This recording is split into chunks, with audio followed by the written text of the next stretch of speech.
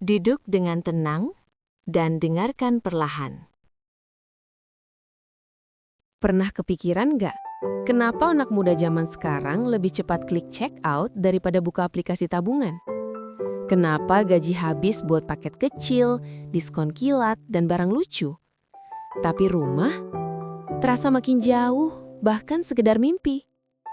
Inilah yang disebut doom spending. Bukan karena boros semata, tapi karena merasa masa depan sudah terlalu mahal untuk dikejar. Gen Z sering dicap generasi paling konsumtif. Dikit-dikit belanja, dikit-dikit healing, dikit-dikit check out. Tapi, apakah benar mereka malas menabung? Atau justru mereka sudah kehilangan harapan pada masa depan finansial? Di video ini, kita akan bongkar kenapa doom spending makin marak, kenapa Shopee terasa lebih realistis daripada rumah, dan apa dampaknya buat keuangan kita dalam jangka panjang. Doom spending adalah pola belanja impulsif yang didorong oleh perasaan putus asa terhadap masa depan. Logikanya sederhana. Ngapain nabung bertahun-tahun kalau harga rumah naik lebih cepat dari gaji?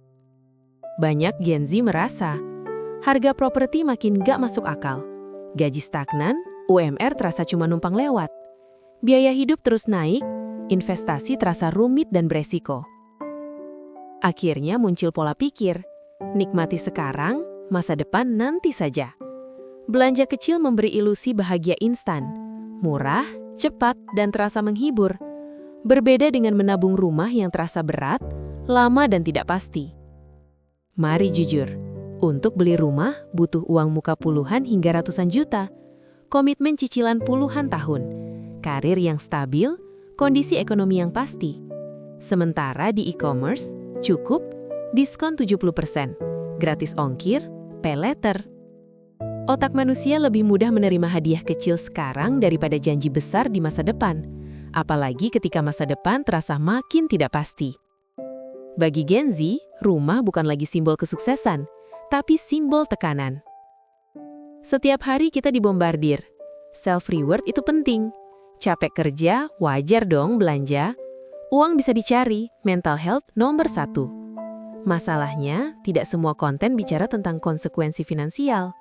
Doom spending sering dibungkus dengan pembenaran emosional. Padahal tanpa disadari, kita sedang menukar masa depan dengan kesenangan sesaat. Awalnya terasa sepele, check out 50.000, lalu 100.000, lalu pay later.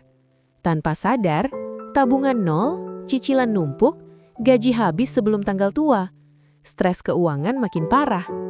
Ironisnya, doom spending yang bertujuan mengurangi stres justru menciptakan stres baru. Solusinya bukan jadi pelit atau anti-healing, tapi mengubah arah belanja.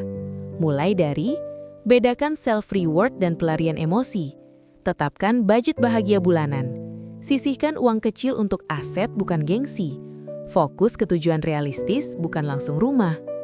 Menabung bukan soal nominal besar, tapi soal melawan rasa putus asa sedikit demi sedikit. Gen Z bukan generasi malas. Mereka hanya hidup di era yang mahal dan penuh ketidakpastian.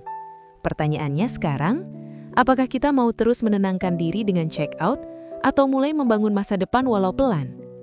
Kalau kamu pernah ngerasain doom spending, tulis di kolom komentar ya. Dan kalau video ini relate, jangan lupa like, share, dan subscribe. Karena masa depan finansial nggak akan berubah kalau kita cuma menunggu diskon. Jika video ini bermanfaat, silakan like dan subscribe.